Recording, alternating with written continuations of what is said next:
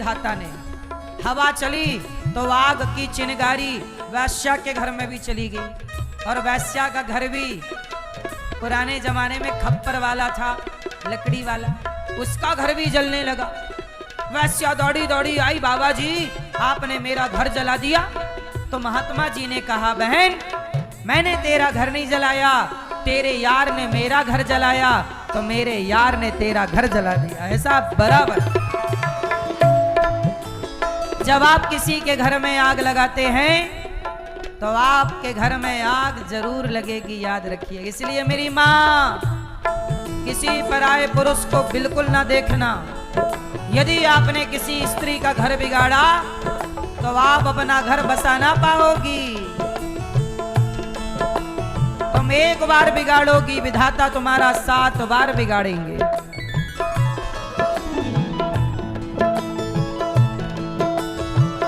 सात जन्म तक तुम्हारा घर ना बनेगा, बसेगा। इसलिए गलत ना करना। कहते ना बद्दुआएं मत लेना। कल एक मैया मेरे पास आई, बोले गुरुजी मेरे पति ने मुझे निकाल दिया। क्यों? बोले पराई औरत के चक्कर में पड़े हैं। कल ही आई थी प्रश्नोत्तरी में। ऐसी ना जाने कितनी महिलाएं हैं जो अपने पति को खो चुकी हैं पराई औरत के चक्कर में। इसलिए ना बिगाड़ना साहब, क्योंकि जब ईश्वर बिगाड़ने पे आएगा फिर सुधरेगा ना तुमसे। 1 मिनट की मोहलत दे दो, करूं पति से बात। 1 मिनट की मोहलत दे दो, करूं पति से बात। अच्छा मैया, आपको पति से बात करने का मौका मिले आखिरी में 1 मिनट, केवल 1 मिनट बाकी है, तो बताओ आप आखिरी 1 मिनट में क्या बात करोगे अपने पति से? मैया माना कि आपका टाइम हो गया भगवान जी के पास जाने का, यमराज जी ने कहा 1 मिनट ले लो, पति से कहो। क्या कहोगे पति से? शिकायत करोगे, तुमने हमें साड़ी नहीं दिलवाई, ये नहीं दिलवाया, ऐसे नहीं किया। शिकायतें सारी जिंदगी होती हैं। शिकायतों का भी एक बहाना है, पर मुझे लगता है रिश्तों में शिकायत नहीं होनी चाहिए। कभी कभी हंसी मजाक सही है, पर सदा प्रसन्नता। प्रसन्न कौन रहेगा? जिसके जीवन में शिकायत नहीं होगी। और शिकायत तब नहीं होगी कि जितना ईश्वर ने दिया है उतने में आप प्रसन्न रहें, संतुष्ट रहें। संतुष्ट रहेंगे तो शिकायत ही नहीं होगी, और शिकायत यदि है तो सारी जिंदगी शिकायत रहेगी। जैसे शिकायत ही करनी है सारी जिंदगी करो। पत्नी आप क्या कहोगी आखिरी 1 मिनट में यदि मौका मिला तो? मैया पति से कहा 1 मिनट की मोहलत दे दो, करूं पति से बात। पति देवता, करवा चौथ का दिन था, पत्नी चांद का इंतजार कर रही, चंद्रमा का। पति चंद्रमा आए नहीं, यमराज आए, टाइम पूरा हो गया, चलो। पत्नी ने कहा 1 मिनट तो दे दो।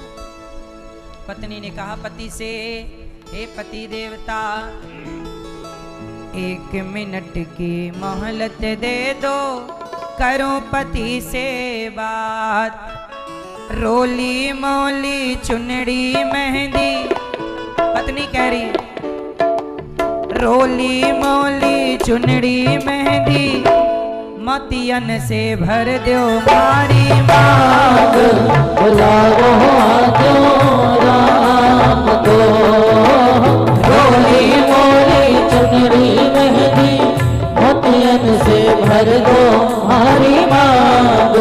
बुलाओ आजो राम को।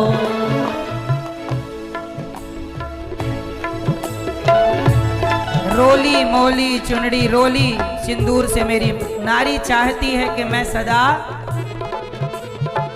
नारी चाहती है कि मैं सदा,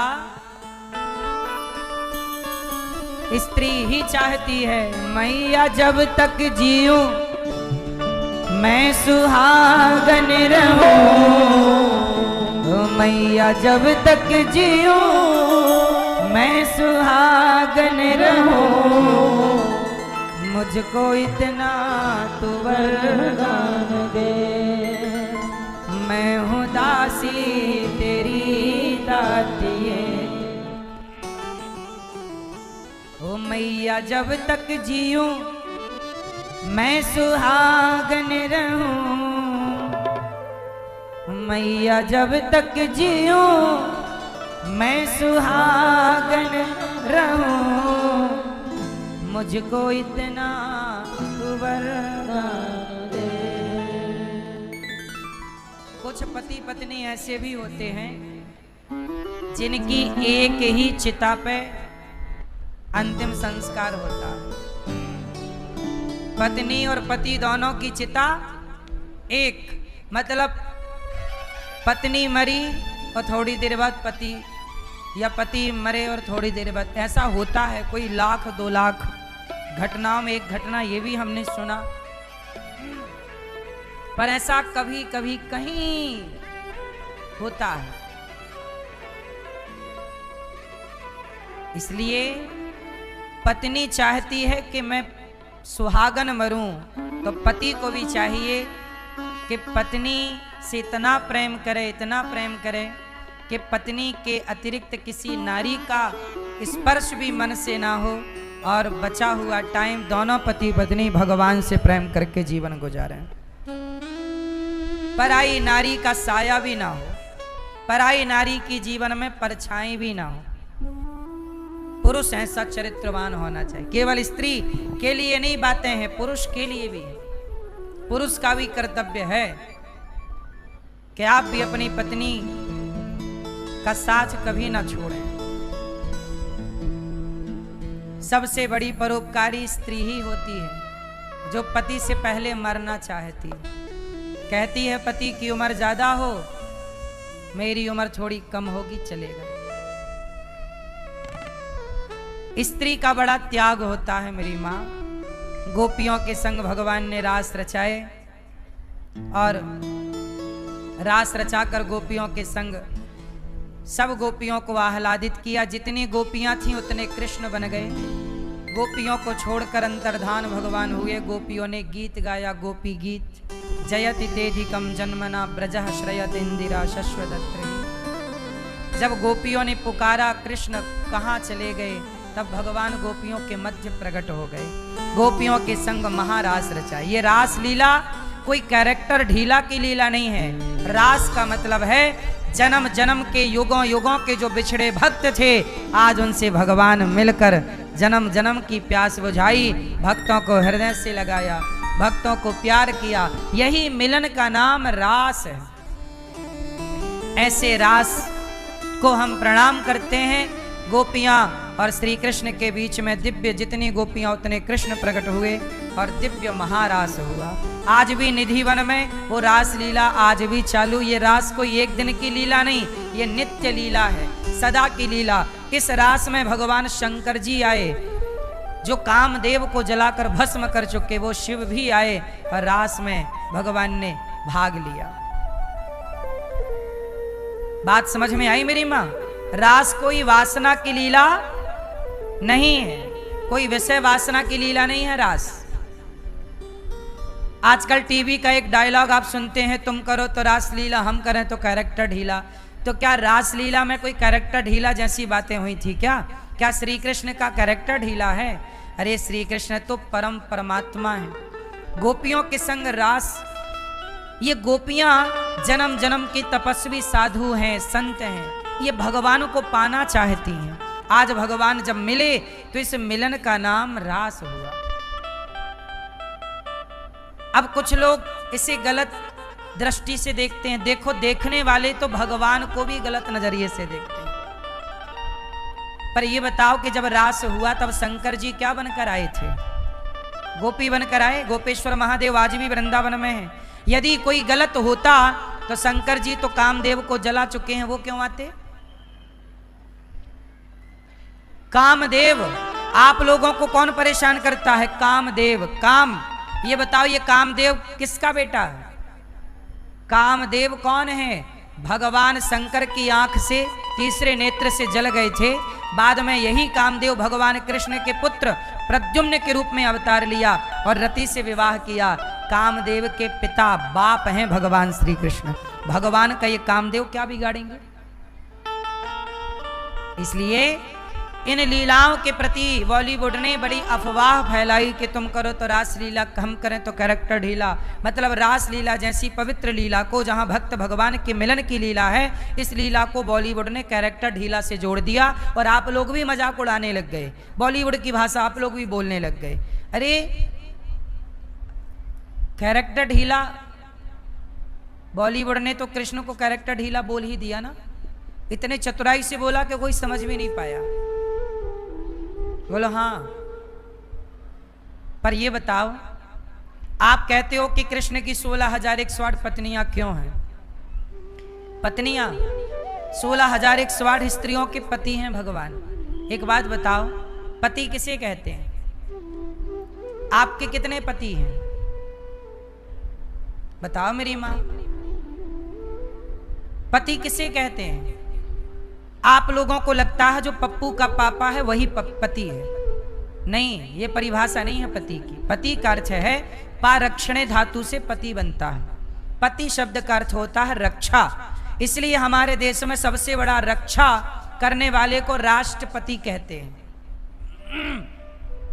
सेना की रक्षा करने वाले को सेनापति कहते हैं। पति, पति शब्द का अर्थ क्या है? रक्षा। सेनापति सेना की रक्षा करेगा।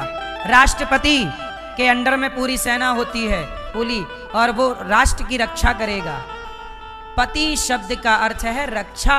अर्थ में जो आपके रक्षक हैं वही आपके पति हैं। और आप लोग एक बात कहती हो मैया, सब लोग, आप सब गाते कि तुम हो एक अगोचर सबके प्राणपति, स्वामी सबके प्राणपति। तो बताओ, आपके प्राणों के पति कौन है? ये जो आपका पति है गणपत लाल, ये आपके शरीर का पति है। बाकी आपके प्राणों के पति तो भगवान ही थे, भगवान ही हैं, भगवान ही रहेंगे। आप ना मानो वो अलग विषय है, पर प्रत्येक चींटी से लेकर हाथी तक के सबके प्राणों के पति भगवान कृष्ण ही थे, हैं, रहेंगे। तो भगवान सबके पति हैं। केवल 16,108 पत्नियां क्यों? हम सब उन्हीं की तो हैं। गोपी भाव से पूजोगे तो तुम सब भगवान की पत्नी कहलाओगे। वृंदावन में उपासना गोपी भाव से ही होती है। यहाँ शंकर जी भी गोपी बन के पूजते हैं, हनुमान जी भी गोपी बन के पूजते हैं। यहाँ पुरुष नहीं पूजता, यहाँ पुरुष केवल एक है कृष्ण, बाकी जितने हैं सब गोपी हैं, सब गोपी। इसलिए यहाँ गोपी भाव से आया करो। यहाँ पुरुष बन के ना आया करो। पुरुष हो अपने घर पे, यहाँ तो आप सब गोपियां हैं। गोपी का मतलब क्या है? जो कृष्ण के सिवा कुछ ना चाहे, जहां एक इच्छा हो कृष्ण को पाने की, दूसरी कोई इच्छा ना हो, इस भाव का नाम गोपी भाव है। लेकिन अब सांसारिक लोग क्या जाने, उन्होंने तो भगवान की लीला में भी गलत चीज ढूंढ ली, उनको लगा ये गलत है। ऐसे रास राशेश्वर भगवान को हम प्रणाम करते हैं। भगवान गोपियों के मध्य महारास रचाए, सब पर कृपा की। इसके बाद भगवान ने सुदर्शन शंखचूड़ नाम के दैत्य का उद्धार किया, अरिष्टासुर को मारा, केसी व्योमासुर को मारा। भगवान को लेने अक्रूर जी आए, भगवान को लेकर मथुरा गए। मथुरा पर भगवान पहुंचे, गोपियों ने रोका, 2 दिन का कह के भगवान चले गए। 2 दिन बाद आऊंगा। भगवान धोबी पर कृपा करते, मथुरा पे दर्जी और सुदामा नाम के माली पर कृपा की। कुब्जा चंदन लगा रही है भगवान। भगवान ने कुब्जा से जरा सा चंदन लिया और बदले में कुब्जा की कुबड़ ठीक कर दी। ये कुब्जा पिछले जन्म में रावण की बहन सूपनखा थी, राम से विवाह करना चाहती थी। तो राम ने उसे इस जन्म में बुलाया और इस जन्म में उसकी बुद्धि और उसके शरीर को ठीक किया और उस पर तब कृपा नहीं कर पाए, तब नाक कान काट दी। इस जन्म में भगवान ने कुब्जा पर कृपा की, कुब्जा को सुंदर बना करके। तो कुब्जा से चंदन लिया और बदले में उनको सुंदरता दी, अपने आप को दे दिया भगवान कृष्ण ने। एक बात बताएं मेरी माँ, भगवान जब आपको कुछ देते हैं तो भगवान अपने आप को ही अर्पण कर देते हैं, अपने आप को दे डालते हैं। भगवान कहते हैं कि तुम मुझे कुछ दो, मैं तुम्हें बहुत कुछ दूंगा। अच्छा, आप लोगों से सवाल, आप भगवान को क्या दे सकते हैं? आप लोग भगवान को क्या दे सकते हैं? भैया आप क्या दे सकते हो भगवान को? हाँ, टाइम, कितना टाइम? टाइम दे दोगे भगवान को?